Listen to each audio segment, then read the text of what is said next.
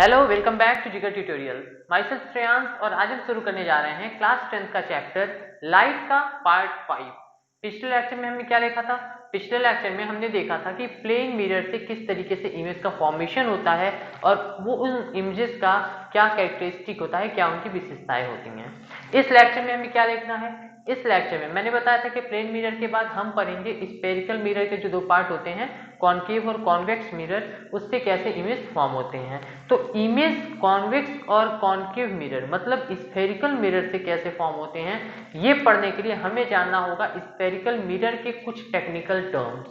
Technical terms का मतलब देखो, जब हम पढ़ेंगे स्फेरिकल मिरर से फॉर्म इमेज तो उसमें बहुत सारे रूल्स होंगे, रेगुलेशंस होंगे, मतलब कुछ नियम कानून होंगे उसके फॉर्मेशन के। प्लेन मिरर की तरह ये इतना सिंपल नहीं है, हल्का सा उसमें कुछ टेक्निकल टर्म्स आते हैं। अगर आप उन टेक्निकल टर्म्स को समझ गए तो पूरा का पूरा कॉन्सेप्ट आपके लिए बहुत इजी हो जाएगा। तो आज इस लेक्चर में हम उन्हीं टेक्निकल टर्म्स के बारे में बात करेंगे कि कौन कौन से टेक्निकल टर्म्स हैं जो हमारे स्फेरिकल मिरर से रिलेटेड होते हैं। ठीक है, तो सबसे पहले स्फेरिकल मिरर होता क्या है। जैसे प्लेन मिरर में हमने पढ़ा था कि अगर रिफ्लेक्टिंग सरफेस प्लेन है तो वो प्लेन मिरर है। तो स्फेरिकल मिरर क्या होता है? अगर रिफ्लेक्टिंग सरफेस कर्व्ड है, कैसा है? कर्व्ड है, तो ये हमारा स्फेरिकल मिरर होगा।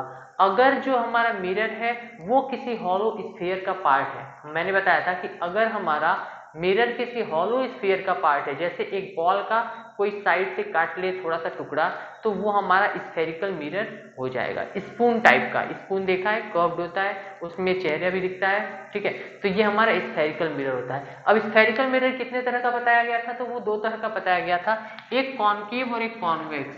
तो कॉन्केव और कॉन्वेक्स में क्या है? अगर रिफ्लेक्टिंग सरफेस बल्ज्ड आउट है, बल्ज्ड आउट मतलब बाहर की तरफ निकला हुआ है। रिफ्लेक्टिंग सरफेस अगर बल्ज्ड आउट है, बाहर की तरफ निकला हुआ है, मतलब कि अगर बल्ज्ड आउट साइड से लाइट का रिफ्लेक्शन हो रहा है, तो ये हमारा कौन सा होगा? कॉन्वेक्स होगा, क्योंकि यहाँ पे केव नहीं बन रहा, गुफा नहीं बन रहा है।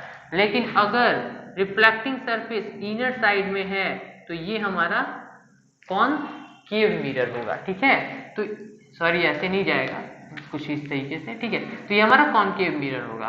खैर कॉनकेव कॉन्वेक्स हम पहले भी पढ़ चुके हैं, तो यहाँ इस चीज को डिस्कस नहीं कर रहे हैं। यहाँ सिर्फ ये बता रहा हूँ कि अगर एक हॉलो स्फीयर, जैसे ये हॉलो स्फीयर है, अगर इस हॉलो स्फीयर का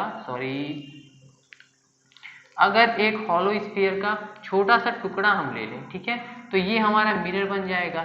तो ये जो मिरर हमारा है, सिर्फ इसमें जो ब्लू पार्ट आप देख रहे हो वो हमारा मिरर है, बाकी पूरा एक हॉलो स्फीयर मैंने बनाया है। ठीक है, तो इस मिरर से रिलेटेड कौन कौन से टेक्निकल टर्म्स होंगे, यही हमें समझना है। तो चलो स्टार्ट करते हैं। नंबर 1 पे हमारा आता है पोल। पोल और वर्टेक्स। तो पोल क्या होता है? तो central point of the mirror. Central point of the mirror का मतलब, इस मिरर को भी हम यहाँ पे एक और इमेज बना लेते हैं। ठीक है, ये हमारा मिरर है, तो इसका जो सेंट्रल पॉइंट है, जो मिरर का सेंट्रल, पूरे हॉलो स्फीयर का सेंट्रल पॉइंट की बात नहीं कर रही है, बात क्या हो रही है? सिर्फ मिरर के जो सेंट्रल पॉइंट है, इसको हम बोलते हैं पोल या वर्टेक्स। ठीक है, क्या बोलते हैं? पोल और वर्टेक्स। तो पोल क्या होगा? The central point of the mirror. जो हमारे स्फेरिकल मिरर है उसका जो सेंट्रल पॉइंट होगा उसको हम पोल बोलेंगे। Now second point, centre of curvature. Centre of curvature. Curvature का मतलब सीधा कह सकते हो कि जो पूरा का पूरा हॉलो स्फीयर है उसकी बात हो रही है। तो सेंटर ऑफ कर्वेचर क्या होगा? The centre of the hollow sphere of which the mirror is a part. मतलब जिस हॉलो स्फीयर का पार्ट एक मिरर है हमारा, उस हॉलो स्फीयर का जो सेंटर होगा, मतलब अगर किसी बॉल को काट के हम मिरर बनाए हैं तो उस बॉल का जो सेंट्रल पॉइंट होगा वो हमारा होगा centre of curvature. Okay, so what is center of curvature?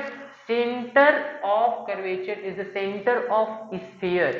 Center of sphere of which mirror is a part. उस sphere का सेंटर जिसका पार्ट है हमारा मिरर। ठीक है, तो सेंटर ऑफ कर्वेचर क्या हुआ? उस स्फीयर का सेंट्रल पार्ट जिसका पार्ट है हमारा मिरर। सेम वे में रेडियस ऑफ कर्वेचर क्या होगा? तो रेडियस ऑफ, जैसे सेंटर ऑफ कर्वेचर क्या था? उस स्फीयर का सेंटर जिसका पार्ट है हमारा मिरर, तो रेडियस ऑफ कर्वेचर उस स्फीयर का रेडियस जिसका पार्ट है हमारा मिरर। सेम डिफिनीशन होगी radius of sphere, radius of curvature की डिफिनीशन क्या है, radius of sphere of which mirror is a part. अब दोनों को समझते हैं, ये हमारा पूरा स्फीयर है, ये हमारा मिरर है, तो इस पूरे स्फीयर का जो सेंटर होगा ये हमारा हो गया सेंटर ऑफ कर्वेचर, इसको सी से डिनोट कर दिए, ठीक है। और इस पूरे स्फीयर का ये जो रेडियस है ये वाला, ठीक है, देखो आर से इसको डिनोट किया गया है, तो ये जो पूरे स्फीयर का जो रेडियस होता है उसको कहते हैं रेडियस ऑफ कर्वेचर। ओके, ना next point is principal axis. What is principal axis? तो वो लाइन, ठीक है, वो straight line, the straight line which passes through centre of curvature and the pole. अगर एक स्फीयर है हमारा, ये मिरर है, तो यहाँ पे सेंटर ऑफ कर्वेचर और यहाँ पे पोल है, तो अगर हमारी कोई straight line centre of curvature से होते हुए पोल से पास करे, ठीक है, इफ द स्ट्रेट लाइन या simply the straight line which passes through centre of curvature and the pole is known as what, the principal axis. उसको हम प्रिंसिपल एक्सिस बोलेंगे। देखो प्रिंसिपल का स्पेलिंग याद रखो, स्कूल वाले जो प्रिंसिपल होते हैं वो ये जो दो स्पेलिंग होते हैं प्रिंसिपल, PAL एंड PLE। तो PAL जो होता है वो मुख्य वाला होता है, मेन, ठीक है, जो मुख्य सिंपली जो प्रिंसिपल स्कूल में होते हैं तो उनको मेन कहते हैं, मुख्य, ठीक है। और अगर प्रिंसिपल PLE होगा तो उसका मतलब होता है सिद्धांत, ठीक है। तो यहाँ पे हमारा मेन एक्सिस की बात हो रही है। इस पूरे बहुत सारी एक्सिस होंगी इसकी, ये जो हमारा स्फीयर है इसकी बहुत सारी एक्सिस होंगी जो सेंटर से पास करेंगे, ठीक है। तो इसमें जो मेन एक्सिस है वो कौन सा है, तो मेन एक्सिस हमारा वो वाला होगा जो सेंटर ऑफ कर्वेचर और पोल दोनों से पास हो।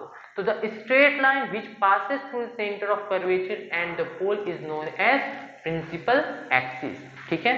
Okay, now what is principal focus? Principal focus क्या है, ये थोड़ा सा कॉन्सेप्चुअल है।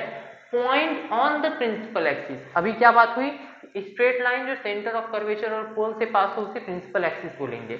अब प्रिंसिपल फोकस क्या है, तो point on the principal axis. ये जो प्रिंसिपल एक्सिस है इसी पे कोई पॉइंट है, इतना तो हम समझ गए, point on the principal axis. कौन सा पॉइंट है, तो point on the principal axis at which rays parallel to the principal axis.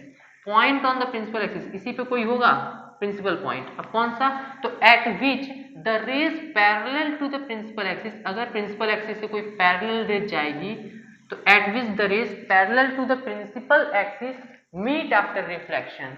अगर कोई भी पैरेलल रेज जाएंगी तो ये रिफ्लेक्शन के बाद जिस पॉइंट पे मीट करेगी प्रिंसिपल एक्सिस को वही हमारा होगा प्रिंसिपल फोकस। अब इसमें एक चीज ध्यान दो, यहां से जाएगी तो भी वहीं से पास होगी, यहां से जाएगी तो भी यहीं पास होगी, यहां से जाएगी तो भी यहीं से पास होगी, ठीक है। तो कोई भी पैरेलल रेज, अगर कोई भी पैरेलल लाइन अगर इस प्रिंसिपल एक्सिस के पैरेलल जाती है तो ये टकरा के इसी एफ फोकस जो है हमारा प्रिंसिपल फोकस वहीं से बल्ज आउट होगी, वहीं से रिफ्लेक्ट आउट होगी। एक और बार देखते हैं, अगर ये प्रिंसिपल एक्सिस है, ये सेंटर है, ये पॉइंट है और ये एफ है, ये पोल है और ये एफ है। अगर कोई लाइन ऐसे जाएगी मिरर से टकराएगी, ये मान लो हमारा मिरर है, तो मिरर से टकराने के बाद यहीं से आएगी, इधर से जाएगी तो भी यहीं से जाएगी, मीन्स एफ से ही जाएगी। तो कभी भी कोई भी अगर पैरेलल रेज है वो प्रिंसिपल एक्सिस से पैरेलल जा रही है तो रिफ्लेक्ट होकर कहां से पास करेगी, एफ फोकस से पास करेगी, ठीक है। तो क्या होगा principal focus, point on the principal axis, principal axis पे वो point at which the rays parallel to the principal axis meets after reflection. Principal axis पे वो पॉइंट जहां पे कोई भी प्रिंसिपल एक्सिस के पैरेलल रेज रिफ्लेक्शन के बाद मिलती हैं, ठीक है। Okay, now what is focal plane? Focal plane क्या होगा, फोकस हम जानेंगे तो फोकल प्लेन क्या है, a plane perpendicular to the principal axis and passing through principal focus. मतलब अब देखो, plane perpendicular to principal axis, एक बार और देखते हैं। ये हमारा स्फीयर है, इस पे ये प्रिंसिपल एक्सिस है। तो अभी जब प्रिंसिपल फोकस पढ़ रहे थे तो क्या था कि point on the principal axis. अब यहाँ पे क्या कह रहा है, plane perpendicular to principal axis. तो यहाँ से परपेंडिकुलर बहुत सारे प्लेन हो जाएंगे, तो इन सारे प्लेन्स में से कोई एक होगा। तो plane perpendicular to the principal axis, और आगे क्या कह रहा है, पासिंग थ्रू प्रिंसिपल फोकस। हमारा प्रिंसिपल फोकस यहाँ कहीं था, ये सेंटर था, तो ठीक है। तो plane perpendicular to the principal axis, जो प्रिंसिपल एक्सिस है इसके परपेंडिकुलर प्लेन, और वो वाला परपेंडिकुलर प्लेन जो प्रिंसिपल एक्सिस से पास हो, मतलब ये वाला हमारा प्रिंसिपल फोकस होगा। तो बाकी सबको आप भूल जाइए, ठीक है। तो क्या हुआ प्रिंसिपल फोकस, प्रिंसिपल फोकस क्या हुआ, point on the principal axis at which the rays parallel to the principal axis meets after reflection, ठीक है। प्रिंसिपल फोकस क्या हुआ, फोकल प्लेन क्या हुआ, तो focal plane a plane perpendicular to the principal axis and passes through principal focus, जो principal focus point हमारा मिला था उससे पास हो, ठीक है।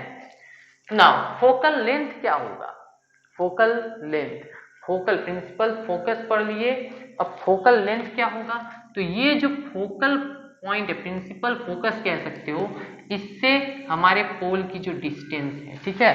क्या लिखा हुआ है, distance between pole and focus. Pole हमारा ये था, फोकस हमारा ये था।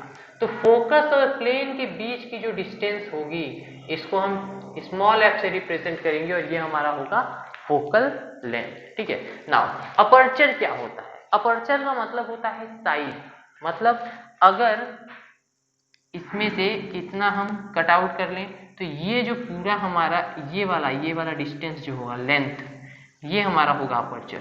और अगर सिर्फ इतना कट आउट करें तो हमारा अपर्चर इतना होगा, ठीक है। तो अपर्चर क्या होगा, size of the spherical mirror, spherical mirror की जो साइज होगी वो हमारी अपर्चर होगी, ठीक है।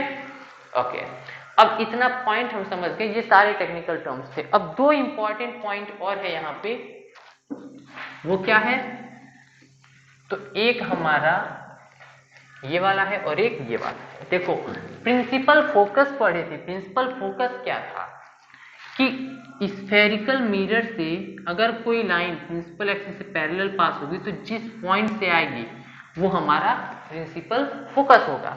अब मान लेते हैं अगर स्फेरिकल मिरर कॉन्वेक्स है तो यहाँ पे प्रिंसिपल फोकस जाएगा, ऐसे परपेंडिकुलर जाएगी तो लाइट तो इधर रिफ्लेक्ट हो गई, तो वो तो कहीं मिली नहीं।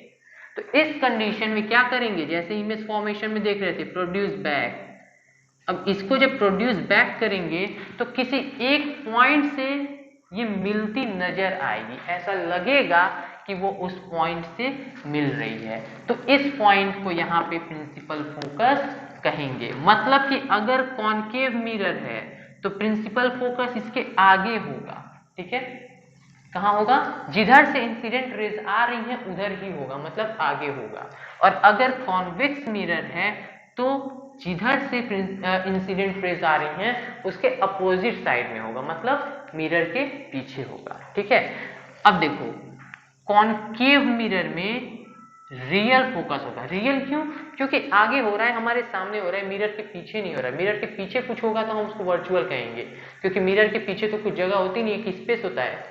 यहाँ मिरर, अगर यहाँ ये मिरर है तो क्या मिरर के पीछे स्पेस रहेगा कि वहां पे जाके कुछ रेज फॉर्म हो, क्या रेज मिरर को क्रॉस करके वहां पे मीट करेंगी, ऐसा नहीं है। तो रियली अगर सामने है फोकस तो हम ये मान सकते हैं कि वो रियल है, लेकिन अगर मिरर के पीछे फॉर्म हो रहा है तो वो वर्चुअल होगा। और यही कंडीशन हमारी इमेज में भी थी, वर्चुअल इमेज हमेशा मिरर के पीछे फॉर्म होता था। तो यहाँ पे क्या हमको दिखा कि कॉन्केव मिरर में जो फोकस है वो मिरर के आगे फॉर्म हो रहा है, इन फ्रंट ऑफ मिरर, और ये रियल फोकस है। और वही कॉन्वेक्स मिरर में बिहाइंड द मिरर फॉर्म हो रहा है और ये वर्चुअल फोकस है, ठीक है। तो ये बहुत इंपॉर्टेंट क्वेश्चन बन सकता है रियल फोकस और वर्चुअल फोकस का, या सिंपली पूछ सकता है कि फोकस, प्रिंसिपल फोकस जो होता है वो कॉन्वेक्स मिरर और कॉन्केव मिरर में कहाँ पे होता है, ठीक है। अब एक पॉइंट ये है कि distance between pole and focus, ये पोल और फोकस के बीच की जो डिस्टेंस है स्मॉल एफ, ये हमेशा r/2 होती है। r/2 का मतलब ये जो रेडियस है, रेडियस ऑफ कर्वेचर का आधा होता है। तो ये क्यों होता है, कैसे होता है, इसका एक डेरिवेशन है, वो हम नेक्स्ट लेक्चर में पढ़ेंगे। ठीक है, तो इस लेक्चर में बस इतना ही। सारे टेक्निकल टर्म्स थे ये हमारे स्फेरिकल मिरर से रिलेटेड। ठीक है, सारे टेक्निकल टर्म्स को आप अच्छे से समझ गए। इसके बाद हम पढ़ेंगे जब image formation by concave and convex mirror, तो इन सब का यूज आएगा। और अगर ये सब आपको पता होगा तो बहुत इजी लगेगा इमेज का फॉर्मेशन। ठीक है, चलिए फिर आज के लेक्चर